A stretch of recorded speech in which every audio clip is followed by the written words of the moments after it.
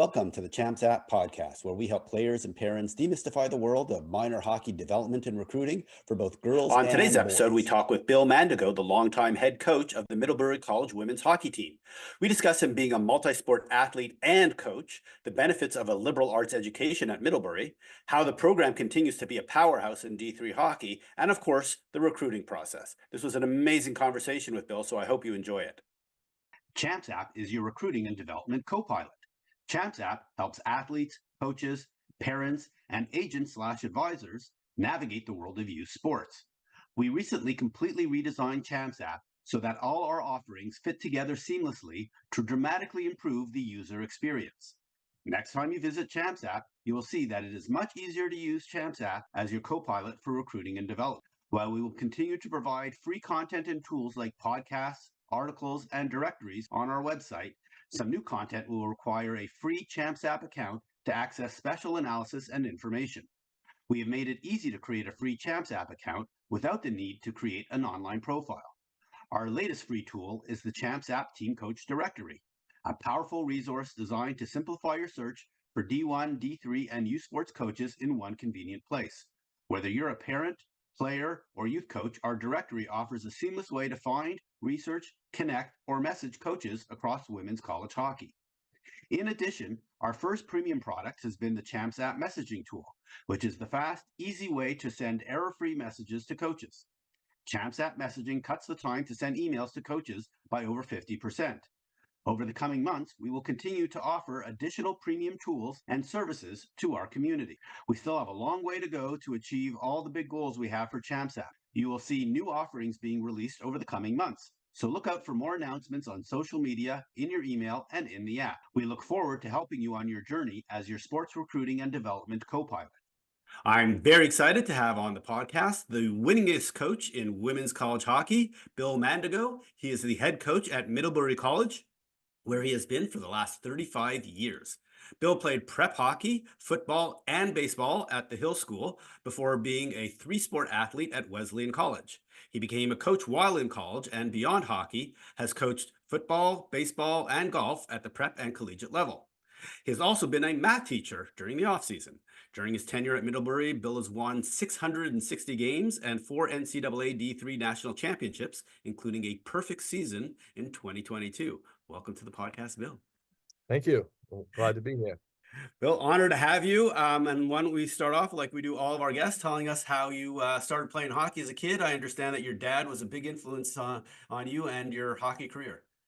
Sure. My dad is a Middlebury grad and graduated in 1958. And we grew up in Rhode Island, where he had grown up. And he threw me on the ice. I think I was 2 years old. There was a pond across the street, and that's when we started. And correct me if I'm wrong, you didn't just play hockey, you played multiple sports throughout your youth and even collegiate career. Yeah, it was always one of the things. My favorite sport was always the next one. Whatever was waiting in the wings. I was excited to get to it, and played football, hockey, baseball all the way through high school, PG year at the Hill School, and then went to Wesleyan and attempted to do the same thing there. And, I know this is something that you've kind of talked about in the past, but just talk about, being a multi-sport athlete and the importance of how that has helped you, both as an athlete and also even as a coach. Yeah, I think, and it's a little disappointing now because I think, kids are starting to specialize at an earlier age, but I do think that you learn so much by playing other sports. There's the eye-hand coordination. There's all of that stuff that makes you a better athlete. But there's also the piece of you may not be as good in one of the other sports. You have to work harder. It may humble you a little bit more. And sometimes it's good not to be the best in your sport, and you have to learn how to cope and how to be a good role player and how to be a good teammate. So I think there are lots of advantages to playing more than one sport. Gotcha. And maybe just talk a little bit about adversity. I understand you had some problems with some cartilage in your knee when you got to Wesleyan, and kind of maybe just talk about what your first year was like at Wesleyan and how that impacted kind of the rest of your athletic career. Yeah, I mean, I played freshman year, played football, hockey, and baseball, had pretty good roles in all three of them as a freshman, which was really good. And then the last game of my football sophomore season kind of blew my knee out. And it was the year, it was right before they started to scope. So the answer was to go in and take all the cartilage out. And it kind of hurt me. I missed all of the hockey season, was able to DH in baseball, and then that was kind of it for football. And then I got talked into coaching with the hockey with the men's hockey team, and I did that. So it kind of gave me a little bit of a jump start into coaching. I ended up coaching at a local high school football. Glastonbury High School. So I did that for a couple of years, coached at Wesleyan with a men's hockey team for a couple of years. But I was still able to play baseball because it wasn't as hard on my knee.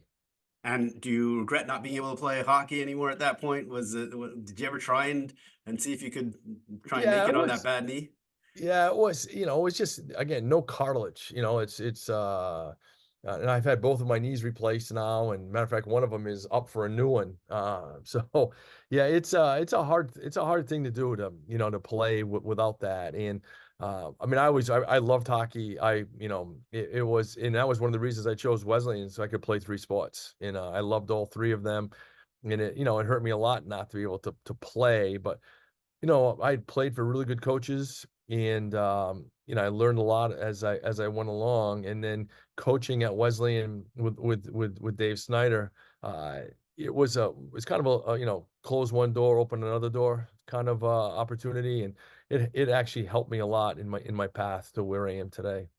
Gotcha. And I understand you at some point basically got to a fork in the road where you had to decide between becoming a lawyer and going down the coaching slash teaching route. How did you decide between the two, and what was it about coaching slash teaching that appealed to you more than joining the bar? My dad was a teacher, and he was always like, you don't want to do this, you don't get paid enough, you're a public school teacher. And then so I did the law school thing, and I was going to go to Temple in Philadelphia. I had an apartment I was in, and then it was August, and I was about to go, and I'm like, yeah, I really don't want to go. So I went back to Connecticut, lived with a couple of friends outside of Middletown, outside of Wesleyan, and started teaching school. And just that's what I wanted to do. I always thought my coaches at Wesleyan had the greatest lives. And this is the way I've lived my life, is they all coached more than one sport. So the defensive coordinator of the football team was the head baseball coach. So I played for him for two seasons. The basketball coach was the offensive coordinator. The football coach wrestling. And so I always thought that was what I wanted to do, that I was not one of those people who could just coach one sport 365 days. So the idea of wearing different hats, meeting different people, coaching different students and student athletes, that always appealed to me. And I always thought they had the greatest lives because they had they had both things that they loved, they had two of the things that they loved. And Middlebury gave me that opportunity to be able to do that here. And honestly, when I first got to Middlebury, I coached football, hockey, and baseball for 8 years. And my wife kind of, there were a lot of coaches only coaching two, a few only coaching one. And my wife said, "You're the only one doing three. Something's got to go." So either one of the sports is going, or, well, we just can't. And we had three little kids at the time, but I loved it. I loved being able to coach all three. And kind of the world has changed a little bit since you first started doing that, because specialization has become so important that these Yeah. days rarely do you see. Although we have had at least one coach who also coached golf, similar to you, Yeah. at the same time. But it's pretty hard for a coach to coach two sports these days, even at the D3 level. Yeah, I mean, I coach. I mean, football. Football is a grind. Football is, Sunday nights you're in till 11. Monday nights you're in, 8 in the morning till 11 at night. I did that for 20 years, and then in 2007 was the last year that I did that, and I coached the defense, and I loved it. But the overlap was getting to be too much, and the recruiting was kind of getting out of hand with what you needed to do.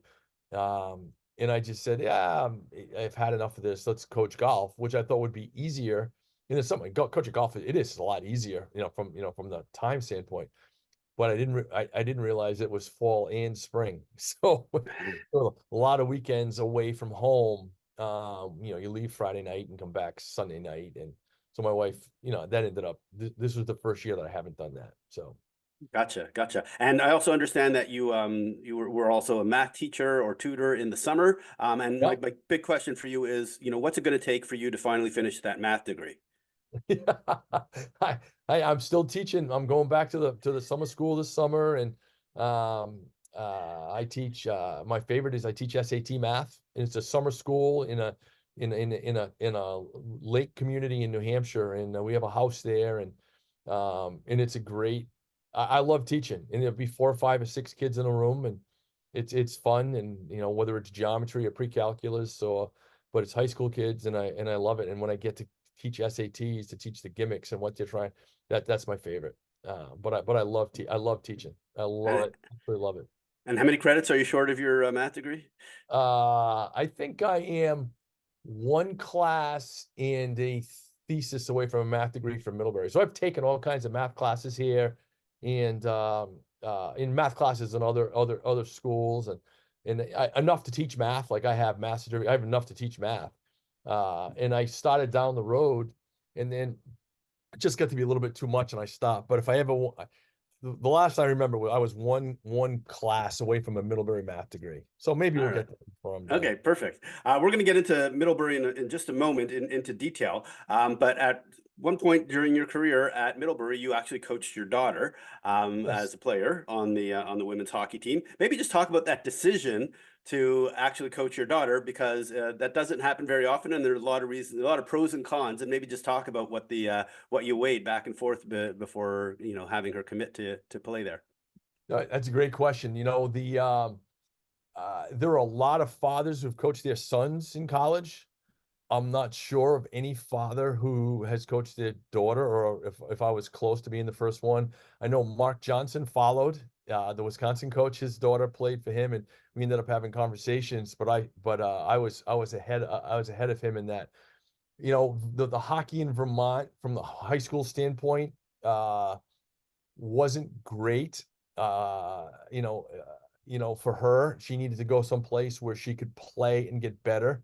So we sent her to Loomis Chaffee in Connecticut, where she played field hockey, and lacrosse. And she got better. She got good enough to be able to play at Middlebury. And it was a debate. My wife wasn't sure. My brother Doug, who's the head football coach at Middlebury, he played for me. He played football and baseball for me here as an undergrad. I was coaching. He's 13 years younger than me, and he was adamant not to let her come. And I thought that because she had been away for 4 years, like she'd come home in the summer, come home on vacations, but she'd been away, that that she deserved and had earned the opportunity to be able to play here. In the debate of whether we would get along and not get along and what it would be like, the men's hockey coach, who was a pretty good mentor for me, Bill Mandigo, grabbed me one day when I was kind of going through the pros and cons, and he said, you've spent 25 years, 28 years raising other people's kids. It's time for you to get back. So she came, and I've said this, the year that she graduated, she played lacrosse here too. She won 2 NESCAC championships, went to 2 Final Fours, hockey and lacrosse, won it in lacrosse, and was the MVP of the lacrosse. And I remember when we got beat in the semifinals, the NCAAs in 2016, sitting with her at the press conference and just sobbing like I had never cried before because it was over. And I remember getting an award somewhere, maybe it was the New England Coach of the Year that year, and talking about what an unbelievable experience it was coaching her. And honestly, it's one of the best things that I've done at Middlebury. The fact that I did that, it's one of my favorite things. Winning is great, winning championships is great, but the fact that I get to coach my daughter Katie for 4 years and have her around after she'd been away for 4 years, I've always thought that was right near the top of the list for me.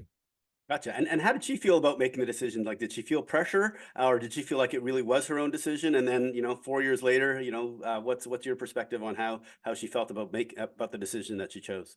No, I think it was, I mean, we went and looked at other schools, met with other coaches. We did the typical parent thing, so it was her decision. It wasn't, and and we talked about it, like this could be hard and it could be hard on you and I mean, I think there was, in 4 years, I think there was one little bump in the road. That was it. And it was a tiny, tiny bump. But I think she handled it with grace and dignity. And I'm sure it wasn't always easy on her, and she played because she was good enough to play. She had her moments in games where she didn't play as much as others, but she could shoot the puck. She was 5'10", was tough in front of the net, won pucks in corners. Uh, so she earned the right to play. It wasn't dad. And I had my dad as a teacher in high school twice, and he was, I don't want to say brutal, but he was really hard on me because he never wanted anyone to think that I was getting favors. And I was the same way when I coached my brother Doug, that Doug was gonna, if he played football or played in the defensive backfield for me or played baseball, he was gonna earn it. No one's ever gonna say he played because of. And I was the same way with Katie. Katie earned every second that she got. Beautiful. All right. So now let's actually talk about the school for a moment. Obviously, a great experience with your daughter, but let's just talk about Middlebury. It's in Middlebury, Vermont, about 45 minutes south of Burlington, about 2,800 students. Maybe just talk about the school, a liberal arts college, what it's like to get a liberal arts education, and then maybe we'll get into the facilities and playing hockey there just after that. Yeah, listen, this is a great place. I've been here 36 years. We've raised our kids here. Um, uh, and my wife's a nurse at the health center. And it's a community where you don't lock your doors. The house to your door is open. It's one of those type of places. It's a great school. I've had opportunities to leave, and I've always come back to, is it better than what we have here? And uh, I've just loved it. I love the kids. The kids are all smart. They're committed to their academics, which I hold in priority, but they're also committed to the hockey. I always say we're a Division I program in a Division III world. The kids that we have are kids who want to be here when they're doing their lifting in the spring. We're not standing over them. They're doing it because they want to do it, because they think it's going to make them better. They'll hold each other accountable, a lot of ownership. So it's a place where you can give ownership to kids, and they take it and thrive with it, use it, build on it, to get better. And uh, it's just an awesome place. It'd be a hard place to leave. And maybe just talk about the value of a liberal arts education. Obviously, I believe there's like 10 different types of courses that you're supposed to take. Maybe just talk a little bit about that so folks understand what it's like to go to Yeah, school I there. mean, we had a girl in the other day who said she wanted to do something in exercise science, which I think which is awesome.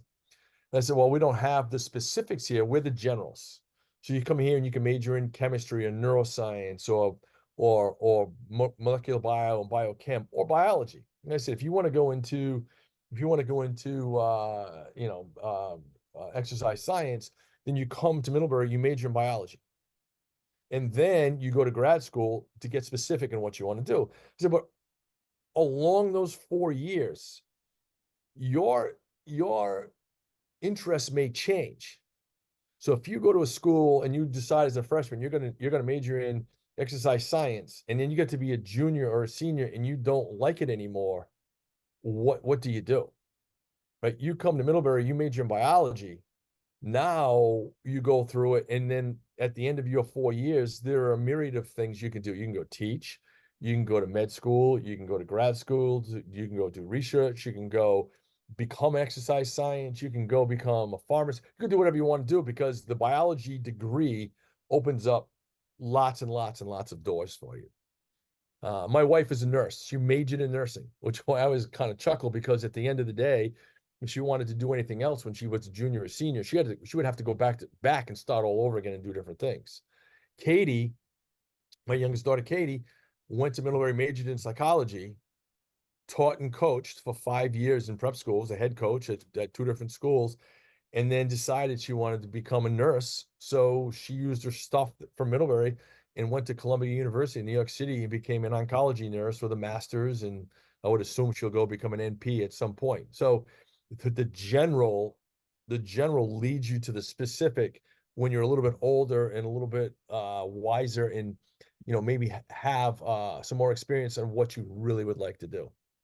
Beautiful. Well, that's the value of New England's liberal arts education. And so, yeah, let's get into the hockey piece of this. Maybe just talk about Kenyon Arena, the facilities that you have, and then playing in the NESCAC, New England Small College Athletic Conference. Yeah. Well, you can see the rink behind you. The rink is it's spectacular. It seats 2,300 people. It's a great place to play. It's a great place to watch. I always say we have the best Division III hockey facility in the country. And, we'll get anywhere from 300 to 1,200 people at our games, depending on who we're playing. And as we go through the playoffs, it'll rise. We won the NCAAs 2 years ago. The place was packed with 2,500 people in it. So it's a great place to play, great place to practice. One of the truly remarkable things about it is we don't rent it. It just sits there all day long. So the men's team and the women's team get as much ice as we want all day long, which is pretty spectacular. Most rinks are being used 24 hours a day by someone to make money, revenue. So the fact that we don't have to do that is pretty remarkable. Yeah, and then it's just the kids come in and they fall in love with it. So Beautiful. And for folks who don't understand, going to a D3 school, there are no athletic scholarships. There are academic scholarships and financial aid. Maybe just talk about like how most players handle the financial aspect of attending, sure. such a good college. Yeah. So for our, in Middlebury, the NESCAC schools, for the most part, and the Ivies, they're all kind of the same. So we call ourselves the small Ivies, and it's all financial aid based on need. So if they said, do you have academic scholarships? The answer would be everybody here is smart. So everybody here would get that, so there's no difference between, these students and these students. They say everybody's the same. Once you're in, everybody's equally smart. So it's all based on need. We're need blind here, which means that, this admissions is here and they're looking at whether they want to accept you or not accept you. And if they accept you, then financial aid gets involved. A lot of schools, they're both working together in conjunction to figure out what their class is going to be. Our two, their job, financial aid's job, is to satisfy what admissions has done. Gotcha. All right. And so, based on your experience in terms of your players, are they getting full rides at some point, or they're it really just depends on their financial situation? Well, honestly, it all depends on their finances. And it is the one thing that I'm very thankful for, but I am not involved with. So what they make, what their parents do for jobs, how much money they make, that is all between the families and financial aid. We are not involved with that at all. So it's kind of a blessing. Gotcha. And when you're recruiting players, what is the question that you ask to understand if their grades are going to meet the requirements for your school? Well, you get their transcripts, so there are different things that we need. Transcripts, if they've taken tests, SATs, ACTs, they're not mandatory at the moment. But the school, the classes, the big thing is the classes, right? So, I always say this, that the admissions offices, in the Ivies, small Ivies, they love the letters AP, they love the word honors or advanced. Not too keen on the letter C. Doesn't mean there aren't kids with C's, on campus, but it's not one of the letters that they truly love. But we're looking to see, I always think of it this way. If there's a chance to take, honors geometry or regular geometry, the honors is going to mean more. You know, if it's a chance to take AP Calc or regular Calc, the AP is going to mean more. So, you know, the admissions office would, their words, well, I don't know if they would use these words, but I use the word intellectually curious. You know, so someone, so again, we're going back to why am I here? I went to one of these schools. I believe in these schools. And the idea that there is equal balance, you know, with the academic piece is so important, but then this piece of it is the hockey piece is really important too. And I remember having a girl who graduated in 2007, and her brother played too, and played for the men's team. And her dad came in one day and said, and he was wealthy, like he was a you know, write the check for both kids. And I said, he came in and said something about his kids being on scholarship. And I'm like, what are you talking about? I said, oh, you don't get, you don't get scholarship. I know you're writing the check for both kids. He says, no. He said, I'm writing the check for the kids to go sit in the classroom. What they get from you and from Coach Beanie, that's the scholarship. That's the stuff that other people don't get, right? So playing hockey and learning, you know, and not just hockey, it's football, lacrosse, basketball, the learning the lessons that you from those sports, from those coaches, from teammates, that's the scholarship. And I never thought of it like that. And I thought it was a pretty interesting way to view it. So, you know, at Middlebury, we're part of the faculty. If you're a head coach, you're part of the faculty. So my official title is assistant professor of physical education. So I vote, I do all that, you know, I do everything everybody else does. And, you know, but that's how important you know, the college, the administration, the trustees think sports are, athletics, you know, what you learn from these opportunities, you know, it's part of the educational process. Beautiful. You know, I've asked this question to many coaches, and that's the best answer that I've had of what kind of grades do you need to get into your school. That's the most elaborate and well thought out answer that I've gotten. So thank you for that. All right, let's talk about your team. So you have two assistant coaches, Emily McNamara, and you also have a goalie coach, Becca Shaw. Maybe just talk about how you divide and conquer as a team, and you know, where you're at with the coaching staff, and we'll get into recruiting in a moment.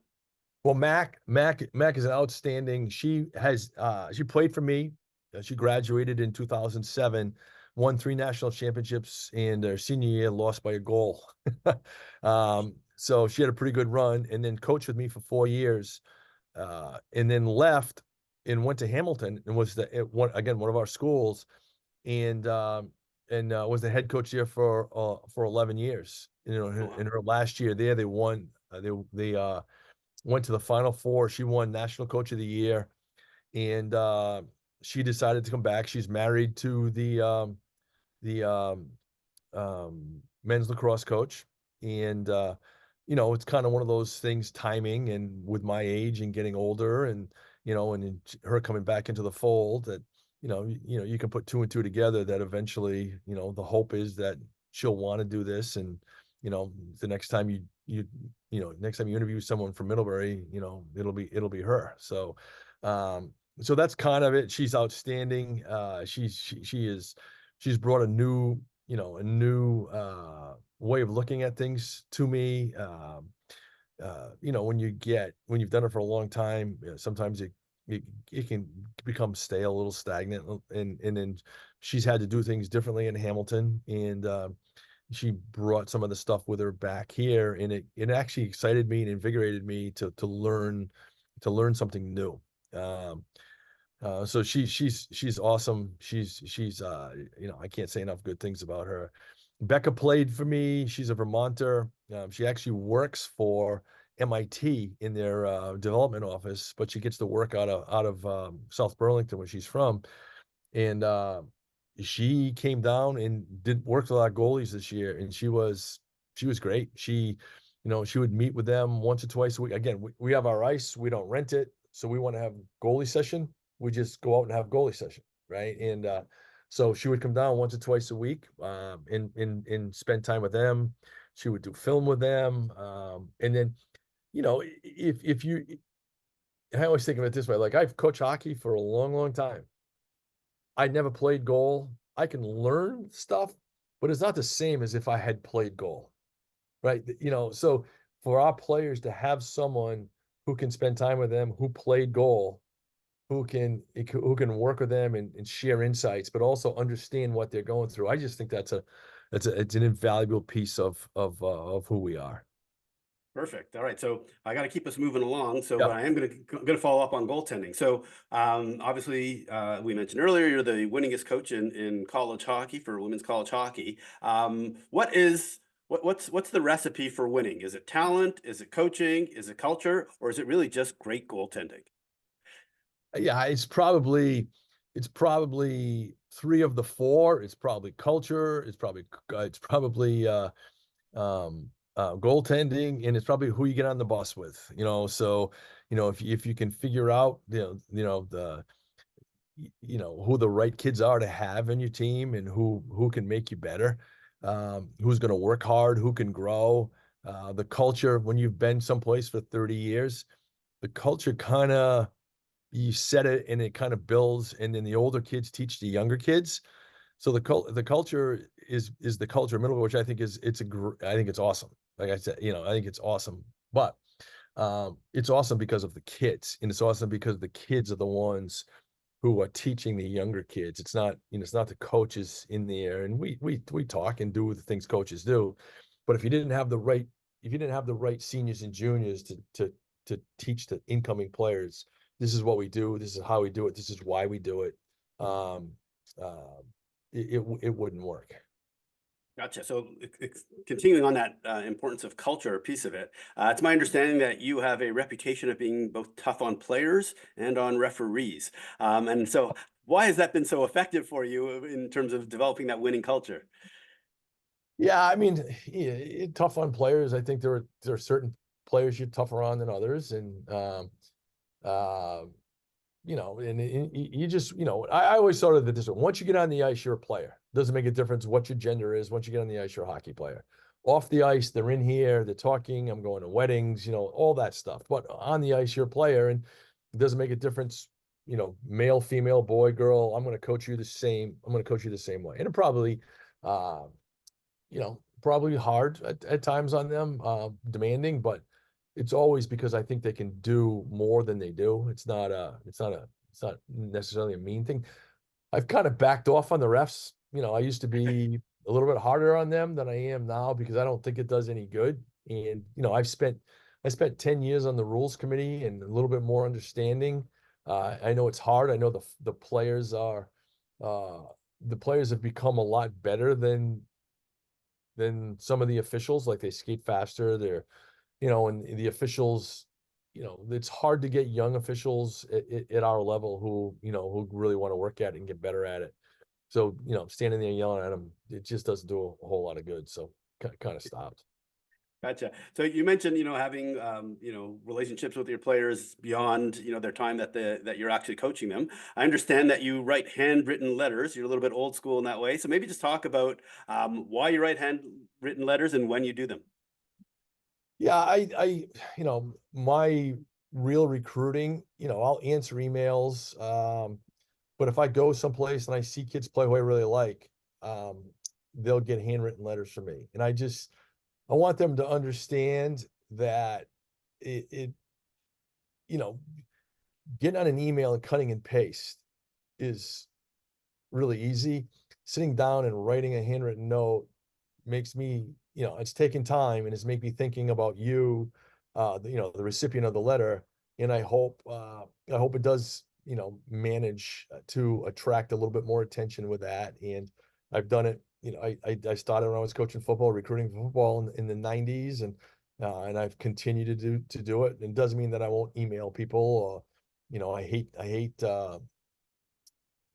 texting, but I'll do that at times too. If someone texts, respond to that. But the handwritten letters are the ones, and it's kind of amazing. The kids keep them.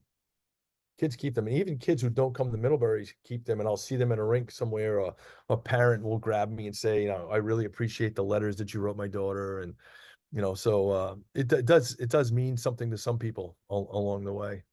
Beautiful. Right.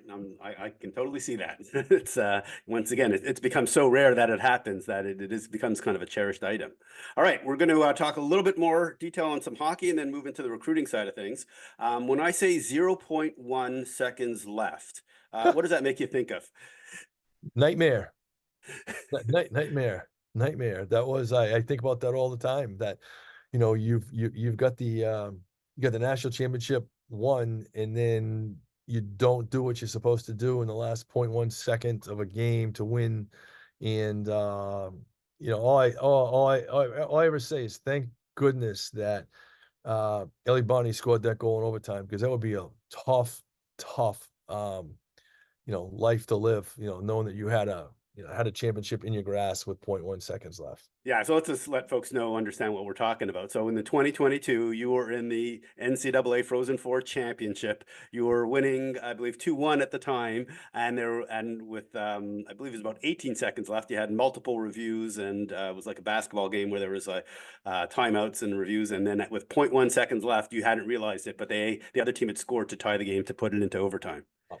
It was actually funny, because it's funny and it's not funny, but we were killing a penalty, so it was 6-on-4, and we had the puck in the corner, and the crowd, I told you, there were 2,500 people in the rink. The crowd was so excited, and they started counting down 10, 9, 8, and they were ahead of the clock. And I kind of think that a little bit of our kids could hear that and almost stopped. And we gave up the goal, and it was a legitimate goal. It was a right call. And, and then somehow we figured out a way to win in overtime. Yeah, that's beautiful. Luckily, you did it. Yeah. As we saw, and something similar but a little more lengthy kind of turnaround happened in the PWHL recently, about a week and a half ago, where Boston ended up coming back to win the game in overtime after a reverse call, but fortunately Minnesota was able to take it in Boston in the next game. So, let's kind of talk about the D3 Frozen Four.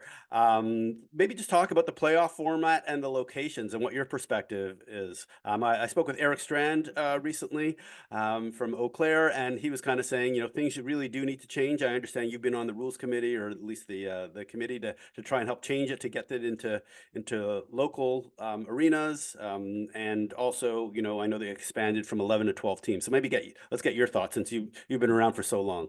Yeah, I've been on the rules committee. I've also been on the championships committee a couple of times, and I've always been adamant to keep it at the number 1 seeds arena.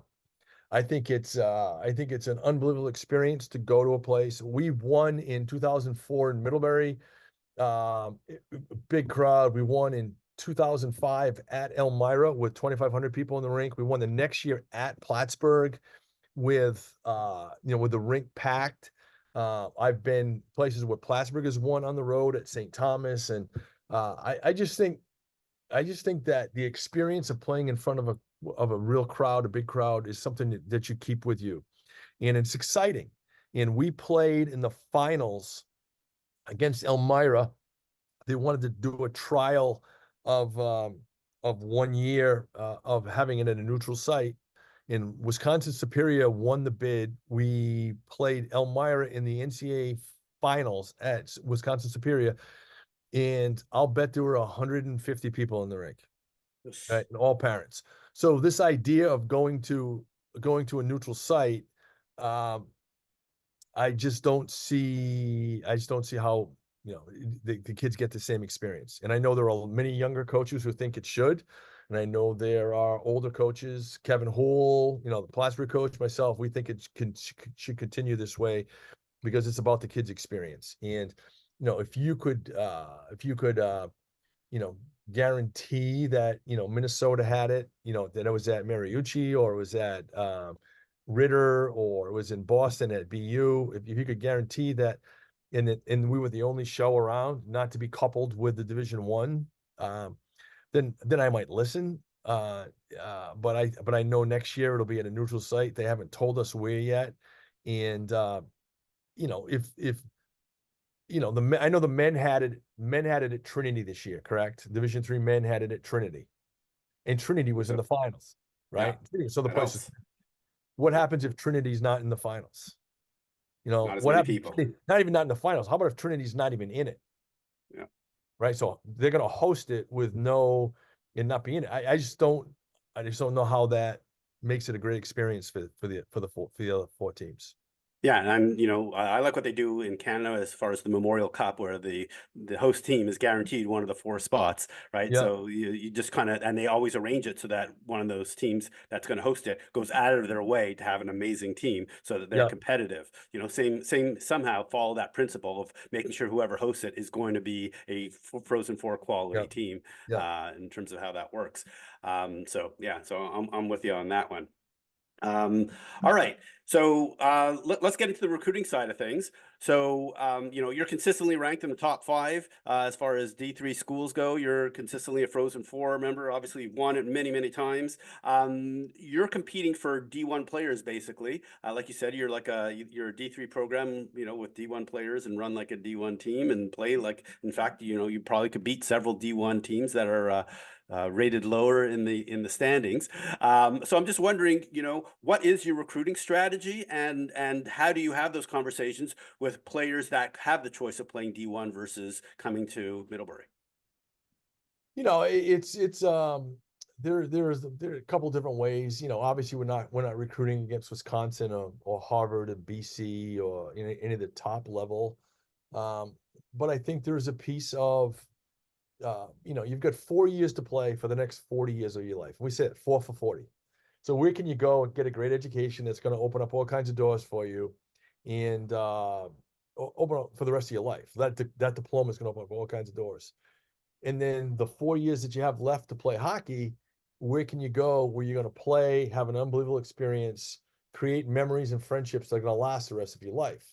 And some kids get it. Some kids understand that I can go to Middlebury, or Plattsburgh, or places like that, and you can end up playing in the NCAAs and playing for a championship, league championship, national championship. And there are other kids who playing Division I matters so much to them, even though the thought of being 500 in their league is the best they're ever going to be. The idea of getting into an NCAA championship is probably far removed. And if they did, you might be out recruited. So, there's a little bit of, you got to be a little tactful the way you talk to kids about that, and you don't quite say it like that, but you kind of hope that they understand, like, you come to a place like Middlebury or Plattsburgh or Amherst, that you're going to have a chance of playing in the NCAAs. And, it doesn't mean you're going to win it, but you have a chance to get there. You go to some of these other schools and there's not as much of a chance to get there. And, being 500 could be the best that you could be. So related to that, how much does having a winning program help with recruiting versus, going to, like there's one school that's not too far away from you, which, didn't win a single game this year at the D1 level. How much does the promise of playing on a winning team really help in the recruiting perspective? Again, to pass muster, you've got to have the grades to get in anyway, right? So you've got to have the grades where, that you can even be in the conversation. But the idea, I think some kids get it. Some kids and their parents understand that this is going to be an opportunity that's going to open up all kinds of doors. Some kids and parents want to just beat their chest and say, my kid's playing Division I hockey, and that's all that matters. And again, there could be schools where, and I always say this, like finances change things. Like if someone's going to give you a full ride or 3 for 4, and that money matters, then that I completely understand that. To go the scholarship route. But there are other kids who, that you wish would take an extra second to see what they could have at a NESCAC school, not just Middlebury, any of the NESCAC schools, where you can come and play and get that degree it's gonna open up all kinds of doors. Perfect. And so, you played three sports when you went to college, at least when you started. Mhm. And obviously you've been a multi-sport coach. Do you recruit players to be multi-sport athletes, and are they allowed to ski when they're at Middlebury?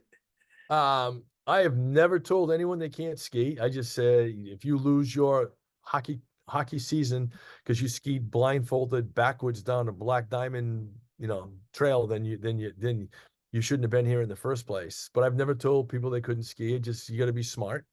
Um, we have a girl just graduated who's graduating with 5 rings. She won four national championships with field hockey and one with ice hockey, and then she won 8 NESCAC championships, 4 with field hockey, 2 with hockey, and 2 with track. So she ran track in the spring. We have the starting softball player from Minnesota, plays for us. She's our best defenseman. One of the girls on the golf team, was that I recruited on was golfing, So we've had, Katie Mandigo was the goalie for the lacrosse team, hockey forward goalie for the lacrosse team. So we've had a bunch of kids who've played more. Britt Naraki plays lacrosse right now. So we've had a bunch of kids, and I always say you got to be really good in the second sport because you're going to get out late.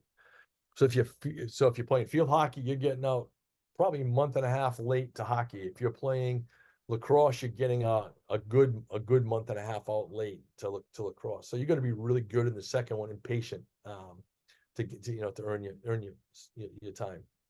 Perfect. All right. Last 2 questions. First question, we're now in early June. Where are you at with your recruiting calendar? With June 15th coming up for the D1 players, where are you at with 2024s, 2025s, and even looking at 2026s? Well, Middlebury, the NESCAC schools have a different, we have July 1st pre-read deadline where we submit information to admissions offices, and they look at, I always think of it this way, they look at kids' information, transcript, test scores, what they're going to take as seniors, senior classes, and they either give it's not an in or an out, it's a thumbs up, you can continue to recruit this player, or yeah, I don't think this is going to work, you need to get out of this. So that's kind of where we are. So we're heavy in the 25s now. We'll do camps. I've got a camp next week in Boston on a Tuesday, Wednesday, and then I got another camp at Babson in Boston that starts on Saturday. We have our camp in August, and and then Mac will do other camps in the summer. So getting to see players, getting to see kids, my big thing is getting to know them, right? Getting to know them, not just watch them play, but are they please and thank you if you're telling them something, and listening to you, or they make eye contact. If you're at a camp where it's an overnight camp, do they pick up after themselves in the dining room? Are they coachable? Are they, all that stuff. To me, as I've gotten older, we want good players, but I want good character. And going back to the culture again, and I spend so much of my time on the ice with these kids, and so much of my time in my office with these kids, and I'm around these kids. I tell them all the time. I think about them all the time. Right. It's they're on my mind all the time. And if they're on your mind all the time, you want to make sure that they're good kids, that you want to be around good people. You don't want to be around where you're getting on the ice and you're looking at some kid's face and you're like, oh, she's in a bad mood. This practice is going to stink. You want to have good. And the only way to do that is going to camps, in my mind, is going to camps or in meeting kids and seeing what they're like when they're tired. Do they work hard? Do they please and thank you? Do they look you in the eye? That type of stuff. So a little bit Beautiful. old school. Again, just like the letters, a little bit old school, trying to find the kids who, because you also don't want to take kids and then bring them into your locker room and have some of your older kids come up and say, hey, Bill, what did you do? This kid doesn't belong. She doesn't work hard. She doesn't care. So you don't want, you're doing it for the program. You're not doing it for me, my piece is I want to have fun when I coach. I want to enjoy being on the ice. But you also want the program to continue to be good, to continue to create, to have that culture. And the only way you can do that is to continue to find those kids who, fit in to the rest of the team. Perfect. So you already kind of started answering my next question based on kind of your last answer, which is, what advice do you have for those players who, are coming up on the June 15th date? So obviously you're going to start recruiting for 2026s that may or may not be getting the calls that they're expecting and might need to, there might be a tweener between D1 and D3. Yeah, keep looking. There's lots of places, there are lots of places that are looking for players, and,